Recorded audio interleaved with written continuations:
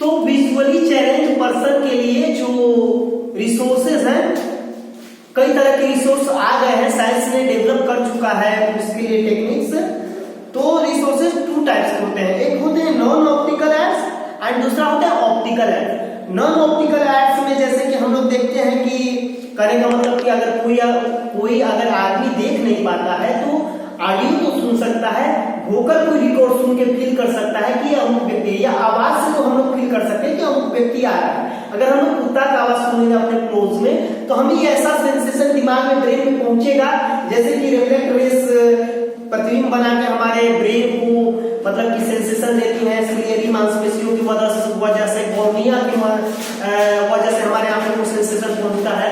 उसी तरह हम लोग अगर उसका वॉइस भी, वोकल भी सुनेंगे तो हमें सेंसेशन दिमागों को ये फील हो सकता है, सेंसेशन दिमागों तक पहुंच सकता है कि ये कुत्ता हमारे पास आ रहा है। ठीक है, तो non optical aids and optical aids है। नॉन ऑप्टिकल एड्स में हो गए वोकल रिकॉर्ड्स, हो गए ऑडियो, हो गए बाय टचिंग हम लोग वस्तुओं को महसूस कर सकते हैं कौन सी वस्तु है, कोई स्टिक की मदद से मतलब कि बाय टचिंग मदद कर सकते हैं। फिर और कुछ है ऑप्टिकल एड्स, आंखों में, जैसे कि ऑप्टिकल एड्स में हो गए, जैसे कि कहने का मतलब है कि यहाँ पे कुछ हेल्पफुल है, सीडीज, वॉइस बॉक्सेस, ठीक है, ये सब थिंग्स हैं। और ऑप्टिकल एड्स में है जैसे कि ऑप्टिकल एड्स में हो गए बाइफोकल लेंस, हो गए आंखों में जो लेंस लगाए जाते हैं, कॉन्टेक्ट लेंस हो गए, अदर टाइप के मार्केट में साइंस ने कई तरह के लेंसेज डेवलप कर दिए हैं जो जिनकी आंखों में प्रॉब्लम होता है उनकी आंखों में लगा दिए जाते हैं, जिनकी वजह से वो मतलब कि वस्तुओं को देख पाते हैं, जो वस्तुओं को देखने में उन्हें मदद करती हैं। फिर हो गए कुछ है कि टेलीस्कोपिक एड्स हो गया, ये भी प्रकाशीय मदद में भी आता है। मान लीजिए कि बहुत दूर वस्तु है जहां हमारे आंखों का रेंज नहीं जा पा रहा है, उन वस्तु को हम कैसे देख पाते हैं, तो टेलीस्कोप की मदद से देख पाते हैं। तो वहां पे टेलीस्कोप एड्स सहायता करता है, हेल्प करता है, क्योंकि वो वस्तुओं का मैग्नीफाइंग इमेज बनाता है, दूर की वस्तुओं का आवर्धित इमेज बनाता है, जिसकी वजह से हम वस्तुओं को देख पाते हैं। और नॉन ऑप्टिकल एड्स में तो आप लोग मतलब कि मैं आप लोगों को बताया ही कि नॉन ऑप्टिकल एड्स में जैसे कि हम लोग बाय टच वस्तुओं को देख सकते हैं या बाय वोकल से हम लोग कर सकते हैं, फील कर सकते हैं कौन सी वस्तु है। फिर है कि ऑडियो से फील कर सकते हैं। फिर है एक होता है कि टॉकिंग कैलकुलेटर होता है। मान लीजिए उस आदमी को हिसाब किताब करना है तो एक कैलकुलेटर मार्केट में ऐसा भी आता है कि हम लोग बोर्ड के भी बोलते हैं कि 400 जोड़ 300, 400 प्लस 300 कितना होगा, तो आपको रिजल्ट दे देगा, रिजल्ट फाइंड आउट आप कर लेंगे, वो बोल देगा 700 होगा। तो ऐसे भी वो अपना हिसाब किताब कर लेते हैं। फिर एक है कि अंधों के लिए एक लिपि भी, स्क्रिप्ट भी डेवलप हुई, साइंटिस्ट ने डेवलप किया। एक साइंटिस्ट थे एक जिनका नाम है लुइस ब्रेल, यानी लुई ब्रेल उनको बोलते हैं। लुइस ब्रेल ने 1821 ईस्वी में उनका एक जर्नल में प्रकाशित हुआ उनका ये जो शोध, और वो क्या हुआ कि 1932 इसमें मार्केट में उसे अडॉप्ट कर लिया। मार्केट में वो ब्रेल लिपि आ गई, जिसके वजह से अंधे भी पढ़ लिख सकते हैं, उन्हें भी सेंसेशन हो सकता है। ब्रेल लिपि में क्या होता है कि जो सिस्टम होता है उसमें 2 प्लेट होते हैं, उनके बीच एक पेपर होता है और सब 1 2 3 4 5 6 7 8 अलग अलग डॉटेड टाइप का बना हुआ मेटल का ये होता है, फिगर टाइप की रचना होती है, और उनको जितना जो भी लिखना होता है वो ऊपर वाले प्लेट पे रखते हैं, और जिससे कि उसके दोनों प्लेट के बीच में एक थीन पेपर होता है जिसके ऊपर वाले प्लेट पे रखते हैं, और ऊपर वाले प्लेट पे रखते हैं तो उसका इमेज बनता है, वो टाइप राइटर की तरह नीचे वाले प्लेट पे टाइप होता है। ठीक है, तो ऐसे मतलब कि जो ब्लाइंड पीपुल है वो ब्रेल लिपि की मदद से आज के समय में मतलब कि लिख पढ़ सकते हैं, समझ सकते हैं। ठीक है, कुछ भी अपना लिख सकते हैं और व्यक्त कर सकते हैं पेपर पे।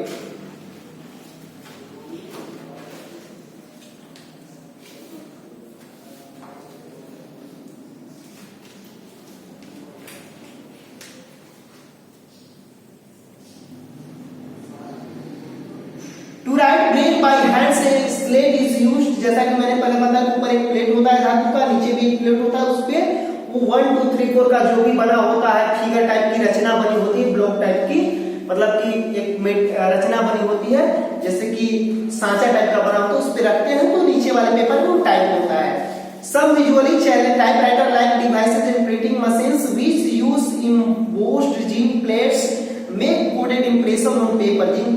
zinc कोड प्लेट होता है जो कि पेपर पे उसका इंप्रेशन बनाता है। Some visually challenged Indians have great achievement to the credit। Diwakar a child prodigy has given amazing performance as a singer। कुछ ऐसे भी हैं अंधे भी, मतलब कि जैसे कि हम लोग बहुत पहले सुन चुके हैं, ये तो मॉडर्न टाइम का है, जैसे कि एक सूरदास का नाम सुने थे, वो ब्लाइंड थे, आई से बाय आई वो ब्लाइंड थे, बाय बर्थ ही ब्लाइंड थे, लेकिन एक अच्छे कवि के रूप में, एक अच्छे सिंगर के रूप में, मतलब कि एक गायक के रूप में उनका मतलब कि नाम इतिहास में अमर है। उसी तरह एक दिवाकर नाम के बच्चे का यहाँ पे जिक्र है कि जो कि एक ब्लाइंड होके भी क्या है, सिंगर है। Mister Ravindra Jain born completely blind obtained his Sangeet Prabhakar degree from Allahabad. Mister Ravindra Jain भी एक जो ब्लाइंड थे, पूरी तरह ब्लाइंड थे, उन्होंने भी इलाहाबाद से संगीत की डिग्री हासिल की। He has shown his excellence as a lyricist singer and music composer. उन्होंने कंपोजर के रूप में, सिंगर के रूप में और कवि के रूप में, यानी कि गीतकार के रूप में अपना पहचान बनाया आगे चल के। Mister Lal Advani himself is visually challenged. इसी तरह मिस्टर लाल आडवाणी का एक नाम है, वो भी कहने का मतलब कि ये विजुअली चैलेंज थे, फिर भी उन्होंने क्या किया कि अपना डीजे वर्ल्ड से आगे चल के अपनी प्रतिभा को आगे बढ़ के दिखाया। Besides he represented India on Braille problems to UNESCO.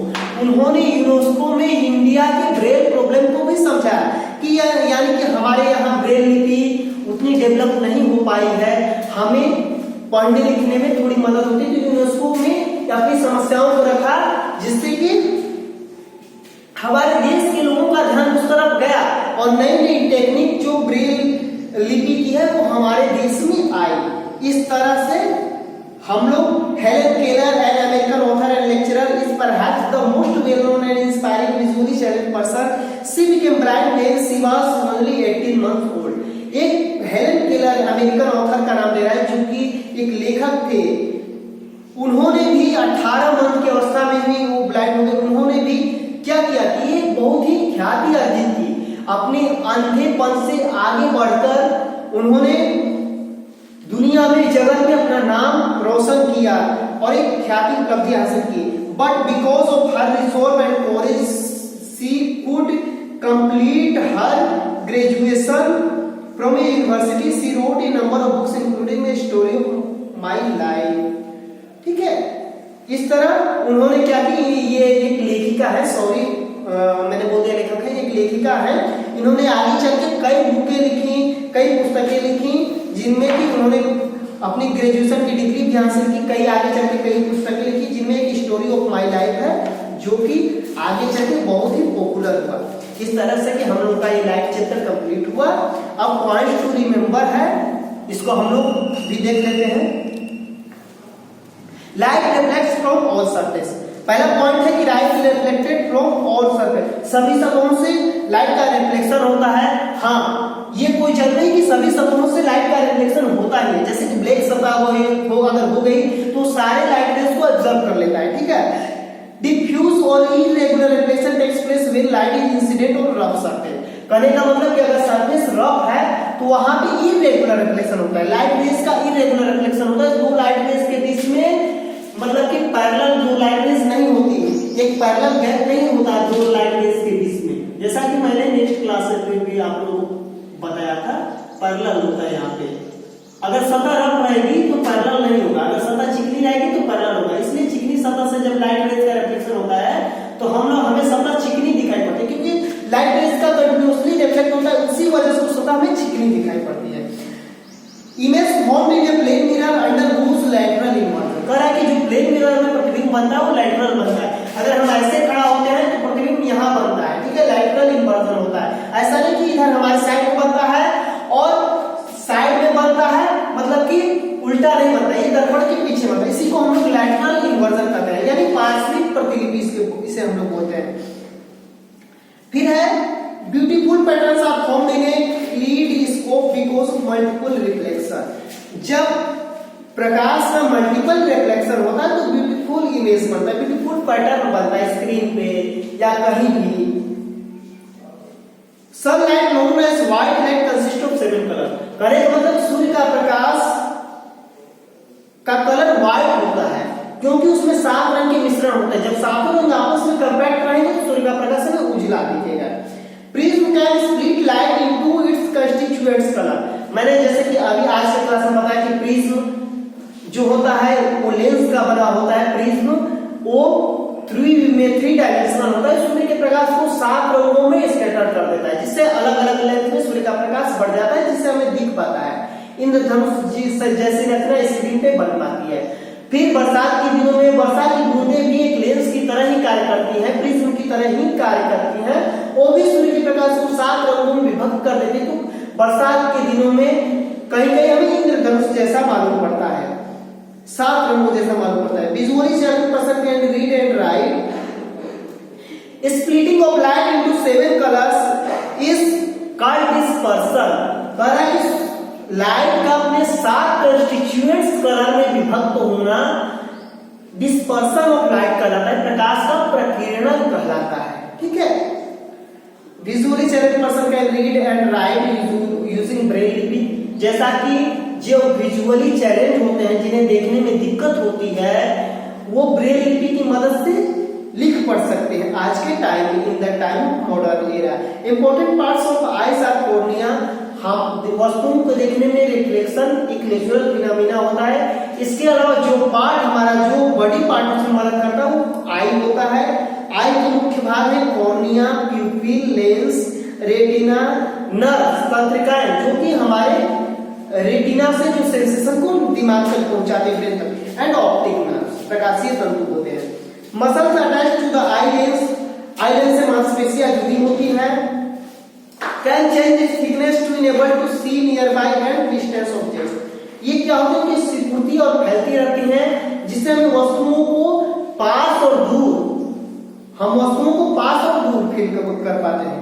ये वस्तु हमारे पास आ रही है फिर दूर हो रही है। This feature of eye is called accommodation. आंखों का यह जो घटना है इसे एक्कोमोडेशन कहते हैं, अनुकूलन कहते हैं दूसरी भाषा में। ठीक है, अब हम लोग क्वेश्चन आंसर देखेंगे। Describe the construction of telescope, draw a labelled sketch of human आई का जो है हम लोग को ये डायग्राम बनाना है। How can you take care of your eyes, हम लोग अपने आंखों की कैसे देखभाल कर सकते हैं। जैसा कि मैं बताया what is the angle of incidence of a ray if incident and reflected rays are at angle of 90 degree. ठीक है, कह रहा है कि क्या एंगल होता है इंसिडेंट रेस और रिफ्लेक्टेड रेस के बीच में, क्या 90 डिग्री का एंगल होता है।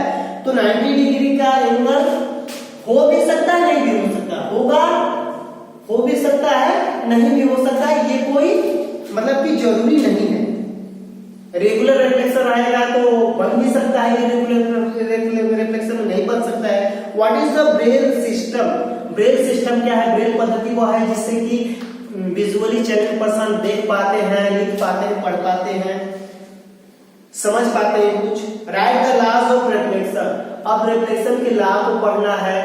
सॉरी, ब्रेल लिपि में मान लीजिए कि वो विजुअली चैलेंज होते हैं, नहीं देख पाते, लेकिन सेंसेशन दिमाग तक पहुंच पाता है। ठीक है, बाहर की आंख से भले न दिख पाए लेकिन उसका सेंसेशन उनकी आंखों पे प्रतिबिंब बनता है।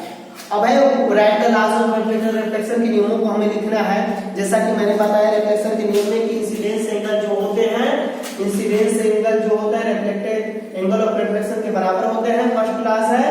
और दूसरा लॉज है कि इंसिडेंट रेज, नॉर्मल और रिफ्लेक्टेड रेज तीनों एक ही पॉइंट पे मीट होते हैं। ठीक है, एक ही पॉइंट से निर्धारित होते हैं, एक ही पॉइंट पे मीट होते हैं।